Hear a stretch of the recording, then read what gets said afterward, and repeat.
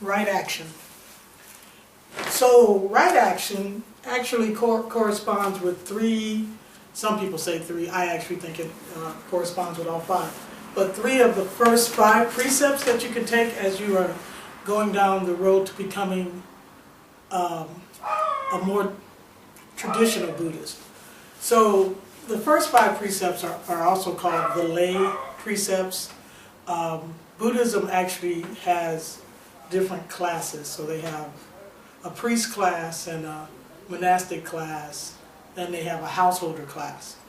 And the householder or the laity class, if you want to become more formal in your practice, you can join your local meditation group or temple and by taking refuge.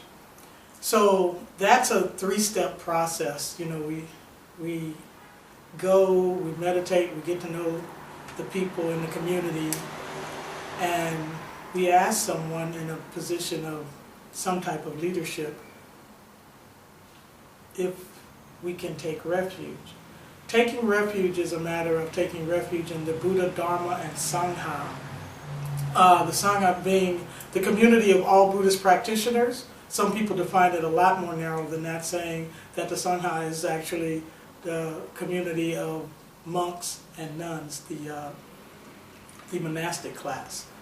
I am trained as a Buddhist priest, so I actually, for obvious reasons, widen that definition to include all practitioners of Buddhism.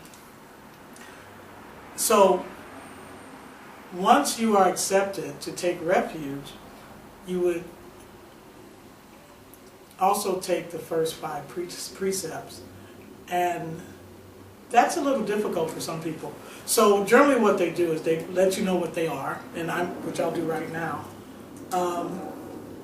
and then they let you think about them and meditate on them for days, weeks, months, as long as it takes for you to be comfortable with the idea that this is the practice that is going to be required of you once you take this step. It's a major step. It really is not something to take lightly, and the five precepts you'll understand why. So the first precept is one of non-harming, which, you know, some people translate simply as do not kill. The other is one of being responsible for the possessions of others, which some people translate to do not steal. The other is being responsible for your relationships and your sexual energy, as well as the relationships and the sexual energy of anyone who would be a partner of yours, which some people translate to do not misuse sex.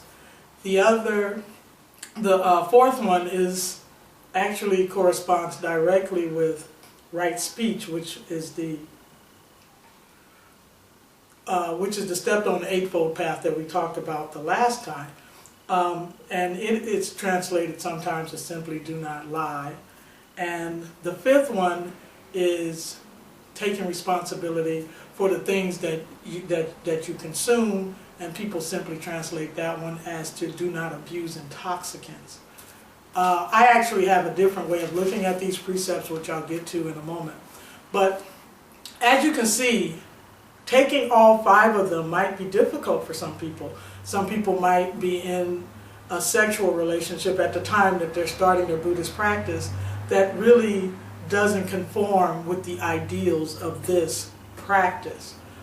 Some people might be becoming a Buddhist so that they can limit their intake of intoxicants, for example. So they may not be able to just quit drinking immediately simply because they want to move further down the road to becoming a more formal Buddhist. So what I used to tell people is take the ones you can, but don't take the ones that you are not able to at least practice. Everything we do in Buddhism is a practice. It is very difficult to hold these as closely as I would like. Do not kill is a very stiff rule. Don't do it. But what if a fly hits you in the head and you do that before you think about it? Well, the fly is dead. There's nothing, you can't go back in time. But what you can do is the next time, be slower to react. And that's how things become practices. And eventually, you will find a way to have bugs on your skin and not immediately or automatically kill them. That I can tell you that if you do practice, you will, that will happen. I've gotten to that point, and my friends can be kind of freaked out about it, which is neither here nor there. So the next time we will continue with right actions, because I want to talk about the 5 precepts in the way that I like to think about them and the way that I like to teach them, and which is a lot more wordy than do not fill in the blank, do not fill in the blank. So that'll be the next time, and this is Kente Wisdom. Thank you for paying attention.